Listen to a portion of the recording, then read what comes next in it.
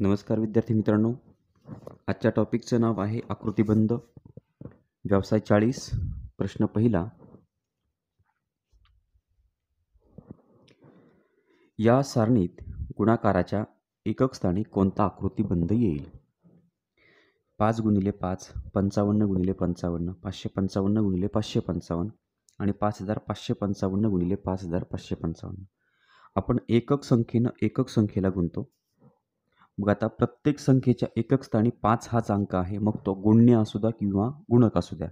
5 × 5, 5 × 5, 5 × 5 म्हणजे प्रत्येक गुणाकारामध्ये 5 × 5 हीच क्रिया आहे. मग 5ने जर आपण 5ला गुणलं तर 5 5 25 म्हणजे एकक स्थानी सुद्धा 5च अंक येणार आहे, कारण की हातचा 2 जाईल. म्हणजे प्रत्येक गुणाकारामध्ये एकक स्थानी 5 हा अंक येईल. या सारणीत गुणाकाराच्या एकक स्थानी कोणता आकृतिबंध येईल? तर प्रत्येक ठिकाणी 5 हाच अंक येणार आहे. म्हणून पहिल्या प्रश्नाचं योग्य उत्तर आहे पर्याय क्रमांक 1, 5.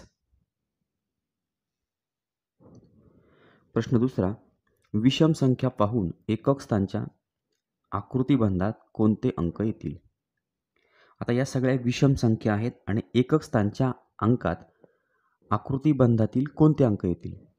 तर आता विषम संख्या असतील आणि एकक स्थानी कोणते अंक येणार? बघा, 3, 5, 7, 9. विषम संख्यांची सुरुवात कुठून होते? तर 1 पासून होते. 1, 3, 5, 7. आता हे दोनही आकृतिबंध अपूर्ण आहेत. 5, 7, 9, 1, 3 हा आकृतिबंध सुद्धा होऊ शकत नाही, कारण की विषम संख्येची सुरुवात बघितली आपण 1 पासून होते आणि शेवट 9 पर्यंत. 1, 3, 5, 7, 9 आणि पुढची कोणतीही संख्या असेल तर त्यामध्ये याच क्रमाने अंक येतील. 1, 3, 5, 7, 9 हा विषम संख्येचा आकृतिबंध पूर्ण आहे. म्हणून दुसऱ्या प्रश्नाचं योग्य उत्तर आहे पर्याय क्रमांक 4. प्रश्न तिसरा. 20च्या पाढ्यातील संख्या पाहून दशक स्थानच्या व एकक स्थानच्या अंकात कोणता आकृतिबंध येईल? आता 20चा पाढा जर आपण या ठिकाणी लिहिला तर 20 × 20, 20 × 2 = 40, 20 × 3 = 60, 20 × 4 = 80, 20 × 5 = 100, 20 × 120, 20 × 7 = 140, 20 × 8 = 160, 20 × 9 = 180 आणि 20 × 10 = 200. तर या ठिकाणी आपण बघितलं आता तर एकक स्थानी आणि दशक स्थानी, एकक स्थान, दशक स्थान हे एकक स्थानचे सगळे अंक 0 आहेत. दशक स्थानी 2, 4, 6, 8, 0, 2, 4, 6, 8, 0. प्रत्येक एकक आणि दशक स्थानचा सगळे अंक हे समसंख्याच आहेत. म्हणजे तिसऱ्या प्रश्नाचं उत्तर असेल सम अंक. एकक स्थानी आणि दशक स्थानी सगळे अंक सम आहेत. म्हणून तिसऱ्या प्रश्नाचं उत्तर पर्याय क्रमांक 1, सम अंक. प्रश्न चौथा. 40 × 4, 400 × 4, 4000 × 4 आणि 40000 × 4 या सारणीत गुणाकाराच्या एकक स्थानी कोणता आकृतिबंध येईल? मित्रांनो, आता आपल्याला प्रत्येक संख्येच्या एकक स्थानी या ठिकाणी 4 आहे. त्यानंतर सुरुवातीला प्रत्येक संख्येच्या एकक स्थानी 0 आहे.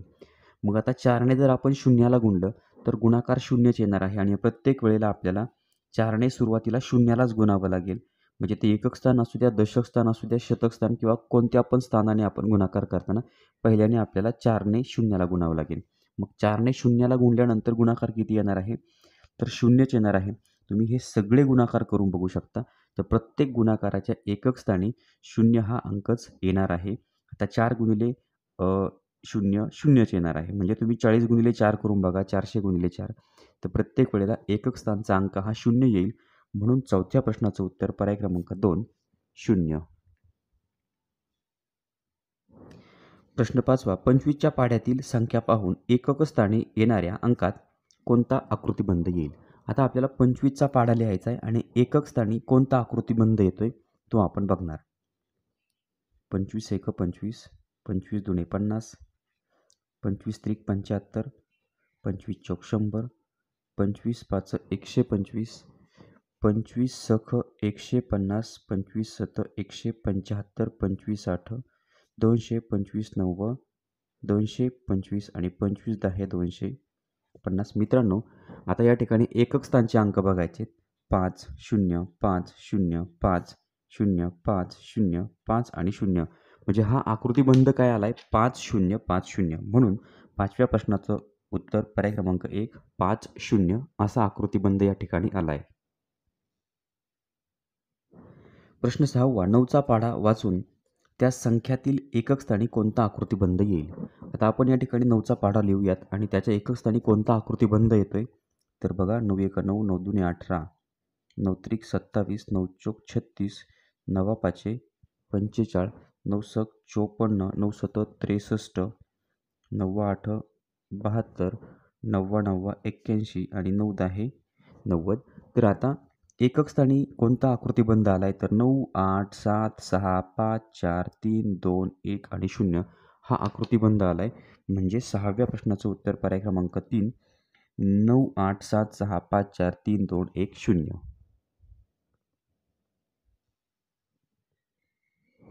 प्रश्न 7वा 2 गुणिले 1 बरोबर 2 2 गुणिले 2 बरोबर 4 2 गुणिले 3 बरोबर 6 याप्रमाणे 2 गुणिले 15 बरोबर 30 पर्यंत 2चा पाढा तयार केल्यास 2चा पाढा आपल्याला 30 पर्यंत तयार करायचा आहे.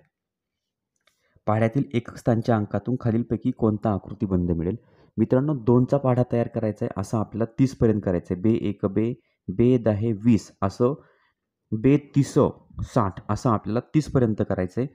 म्हणजे कोणता आकृतिबंध मिळेल तर एवढे पुढे जाण्याची आवश्यकता नाही आहे. 10 पर्यंत जरी आपण 2चा पाढा लिहिला तरी कोणता आकृतिबंध तयार होतो आपल्या लक्षात येईल. बे 1 बे बे 2 4 बे 3 6 बे 4 8 बे 5 10 बे 6 12 बे 7 14 बे 8 16 बे 9 18 आणि बे 10 20. विद्यार्थी मित्रांनो या ठिकाणी बघा एकक स्थानी कोणता आकृतिबंध तयार झाला आहे. तर एकक स्थानचा आकृतिबंध कोणता आकृतिबंध तयार होतोय असं विचारले. एकक स्थानचा अंक 2 4 6 8 0 2 4 6 8 0. आता तुम्ही आणखीन पुढं पण जाऊ शकता. आता हे 10 पर्यंत झालं. मग 2 गुणिले 11 केलं तर किती येईल 22. त्यानंतर पुन्हा 2 2 मिळवत जायचे. 22 नंतर 24 त्यानंतर 26 नंतर 28 नंतर 30. बघा आता 2 4 6 8 0 2 4 6 8 0 2 4 6 8 0 म्हणजे हाच आकृतिबंध आपल्याला मिळणार आहे 2 4 6 8 0. म्हणून 7व्या प्रश्नाचं उत्तर पर्याय क्रमांक 2 2 4 6 8 0. प्रश्न 8वा वरील आकृतिबंधात प्रश्नचिन्हाच्या जागी कोणता पर्याय येईल.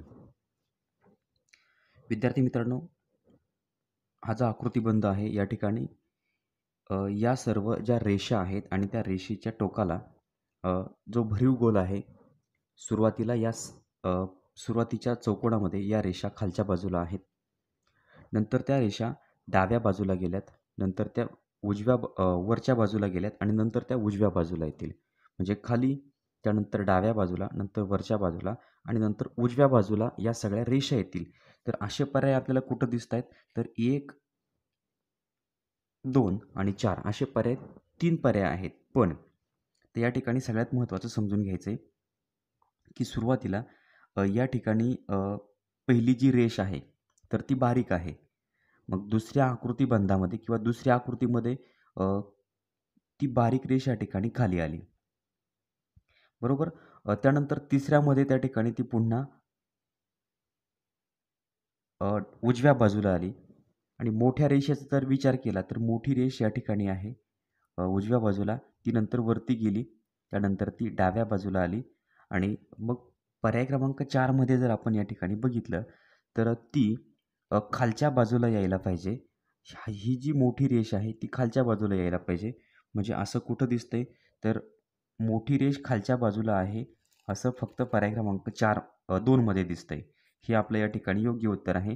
पर्याय क्रमांक 1मध्ये आहे पण पर्याय क्रमांक 1मध्ये मोठी रेष वरच्या बाजूला आहे म्हणून पर्याय क्रमांक 1 येणार नाही. पर्याय क्रमांक 4 का येणार नाही तर पर्याय क्रमांक 4मध्ये वरची रेष आणि खालची रेष दोन्ही पण सारखे आहेत. वरची आणि खालची रेष सारखी नाही आहे तर एक रेष मोठी आहे आणि एक रेष लहान आहे. म्हणून या ठिकाणी 8व्या प्रश्नाचं योग्य उत्तर असेल पर्याय क्रमांक 2. प्रश्न 9 ते 13साठी आपल्याला या ठिकाणी हे आकृतिबंध दिलेले आहेत. तर त्यामध्ये पर्याय आहेत. तर पर्याय 1 आहे ए ए A B A A A बी. पर्याय क्रमांक 2 ए ए बी ए ए बी. पर्याय क्रमांक 3 आहे A B C A B C. पर्याय क्रमांक 4 A B C D A B C D. तर आता आपण 9वा प्रश्न बघूयात. स्टार गोल भरीव गोल, स्टार गोल भरीव गोल, स्टार गोल भरीव गोल, स्टार गोल भरीव गोल. म्हणजे असा आकृतिबंध कुठं आहे? प्रत्येक आकृती वेगळी आहे. म्हणजे ए बी सी हा आपल्याला या ठिकाणी आकृतिबंध दिसतोय. म्हणजे 9व्या प्रश्नाचं उत्तर पर्याय क्रमांक 3 ए बी सी. या ठिकाणी आपल्याला 9व्या प्रश्नाचं उत्तर 3 क्रमांकाला मी या ठिकाणी गोल करतोय. त्यानंतर प्रश्न 10वा जर आपण बघितला तर वर 2 ॲरो खाली 1, वर 2 खाली 1. म्हणजे 2 आणि 1, 2 आणि 1 असा आकृतिबंध कुठं आहे? तर 10व्या प्रश्नामध्ये बघितलं 2 आणि 1 म्हणजे ए A B A A B. म्हणजे वर 2 खाली 1 ए A B A A B. म्हणजे 10व्या प्रश्नाचं उत्तर आहे पर्याय क्रमांक 2. या ठिकाणी हा आकृतिबंध लागू होतो ए ए बी ए ए बी या पद्धतीनं. प्रश्न 11वा बघितला आपण तर त्यानंतर त्यामध्ये आहे घोडा, वाघ, हत्ती, सिंह. घोडा, वाघ, हत्ती, सिंह. म्हणजे ए बी सी डी. प्रत्येक पर्याय वेगवेगळा आहे. A B C D A B C D हा आकृतिबंध या ठिकाणी लागू होईल. म्हणजे 11व्या प्रश्नाचं उत्तर पर्याय क्रमांक 4. त्यानंतर प्रश्न 12वा आहे स्टार स्टार स्टार. त्यानंतर एक गॅप आहे स्टार स्टार स्टार. एक गॅप म्हणजे असा पर्याय कुठं आहे? तर 12व्या प्रश्नाचं उत्तर असेल पर्याय क्रमांक 1 ए ए A B A A A B. म्हणजे star star star gap star star star. एक गॅप म्हणजे एक मोकळी जागा सोडलेली आहे. त्यानंतर पुन्हा 3 स्टार घेतलेत म्हणून 12व्या प्रश्नाचं उत्तर पर्याय क्रमांक 1 या ठिकाणी हा आकृतिबंध लागू होतो. त्यानंतर शेवटचा प्रश्न आहे शेवटचा प्रश्न 13वा. Cycle, truck, jeep, cycle, truck, jeep, cycle, truck, jeep. प्रत्येक वाहन वेगळं आहे. म्हणजे ए बी सी हा या ठिकाणी आकृतिबंध लागू होतो. ए बी सी म्हणजे 13व्या प्रश्नाचं उत्तर पर्याय क्रमांक 3.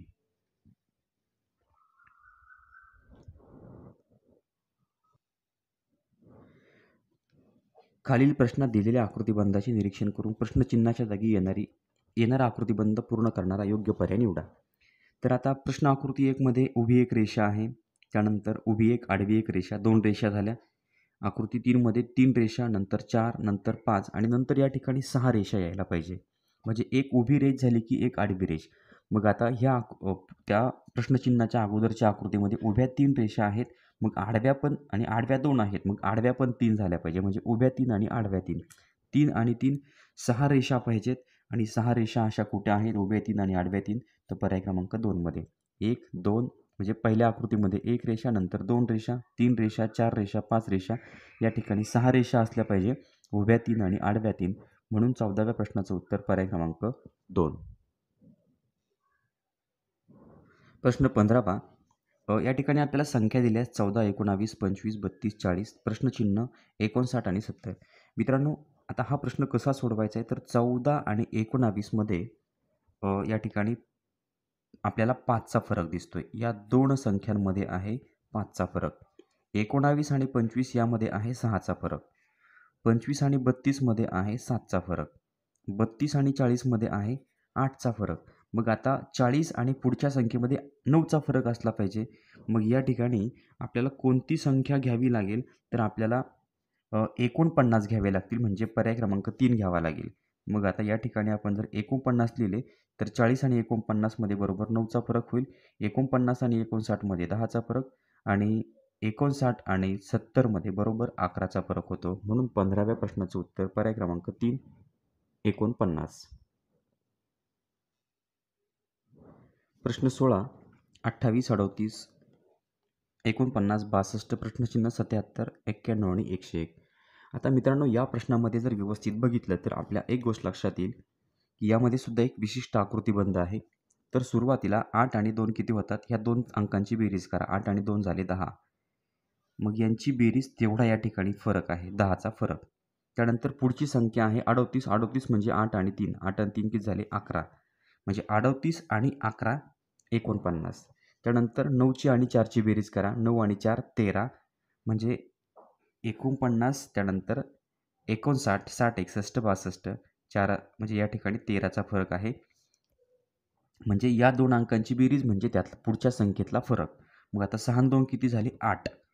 म्हणजे 6 आणि 2 8 म्हणजे 62 मध्ये आणि पुढच्या संख्येमध्ये कितीचा फरक असला पाहिजे 8चा फरक असला पाहिजे. म्हणजे या ठिकाणी कोणती संख्या असली पाहिजे तर या ठिकाणी मित्रांनो 70 ही संख्या असली पाहिजे.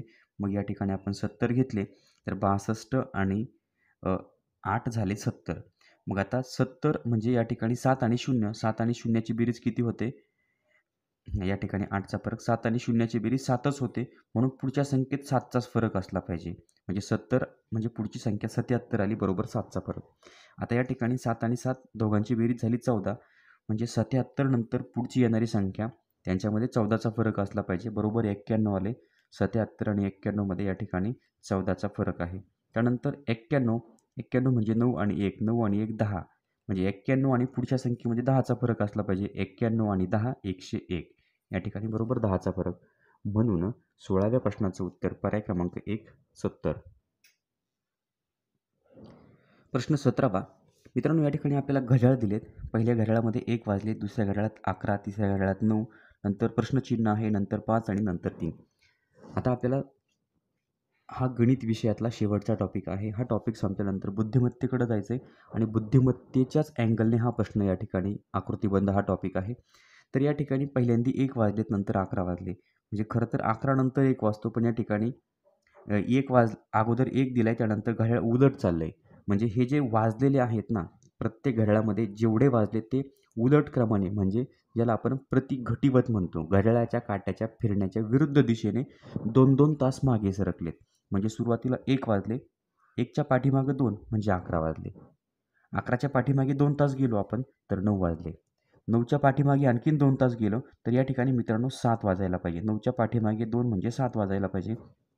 आणि 7 कोणत्या घड्याळात वाजलेत तर 7 या ठिकाणी आपण बघितलं तर पर्याय क्रमांक 4 मध्ये वाजलेले आहेत. म्हणून 17व्या प्रश्नाचं उत्तर पर्याय क्रमांक 4. म्हणजे प्रश्नचिन्हाच्या जागी 7 वाजलेलं घड्याळ येईल. 7 नंतर 7च्या मागे पुन्हा उलट क्रमाने 2 तास जर गेलं तर 7च्या मागे येईल 5 बरोबर 5 वाजलेत. 5च्या मागे पुन्हा 2 बरोबर 3 वाजलेत. म्हणून 17व्या प्रश्नाचं उत्तर पर्याय क्रमांक 4. खालील चित्रातील आकृतिबंध पूर्ण करण्यासाठी कोणत्या फरशीचा उपयोग केला आहे ते पर्यायातून शोधा. मित्रांनो हा 18वा प्रश्न आहे. तर या ठिकाणी एक त्रिकोण आहे आणि त्यामध्ये एक भरीव गोल आहे. अशा पद्धतीनं हा आकृतिबंध कंप्लीट केलेला आहे. म्हणजे त्रिकोण, उलटा त्रिकोण आणि त्यामध्ये भरीव गोल. तर असा पर्याय कुठं आहे तर पर्याय क्रमांक 2 मध्ये. म्हणजे ह्या 2च्या फरशांचा वापर करून हा आकृतिबंध तयार केलेला आहे. म्हणून 18व्या प्रश्नाचं उत्तर पर्याय क्रमांक 2. प्रश्न नंबर 19. आता 19 प्रश्न जर आपण या ठिकाणी बघितला तर या ठिकाणी कोणत्या फरशांचा वापर करून हा आकृतिबंध तयार केला आहे तर या ठिकाणी मित्रांनो पर्याय क्रमांक 1ची जी फरशी आहे त्या फरशीचा वापर करून हा आकृतिबंध तयार केला आहे. फक्त ही फरशी उभी ठेवलेली आहे. या फरशीला जर आडवं केलं तर बाजूचे 2 त्रिकोण मोकळे आहेत आणि वरचे 2 त्रिकोण भरलेले आहेत. तर हा आकृतिबंध येऊ शकत नाही पर्याय क्रमांक 2, पर्याय क्रमांक 3 पण नाही आणि पर्याय क्रमांक 4 पण येऊ शकत नाही. तर पर्याय क्रमांक 1ची फरशी या ठिकाणी जोडून हा 19 मधला आकृतिबंध तयार केला. म्हणून 19व्या प्रश्नाचं उत्तर पर्याय क्रमांक 1. प्रश्न नंबर 20 जर आपण या ठिकाणी बघितला तर लगेच लक्ष येतील आपल्याला मध्ये जो चौकोन आहे तो पूर्ण मोकळा आहे आणि बाजूचा फरशीचा राहिलेला भाग पूर्ण काळ्या कलरने भरलेला आहे. म्हणजे 20व्या प्रश्नाचं उत्तर पर्याय क्रमांक 2. मित्रांनो बाकीचे आकृतिबंध बघा या फरशा येणार नाही. या ठिकाणी प्लस तयार होतोय हा आकृतिबंध येऊ शकत नाही.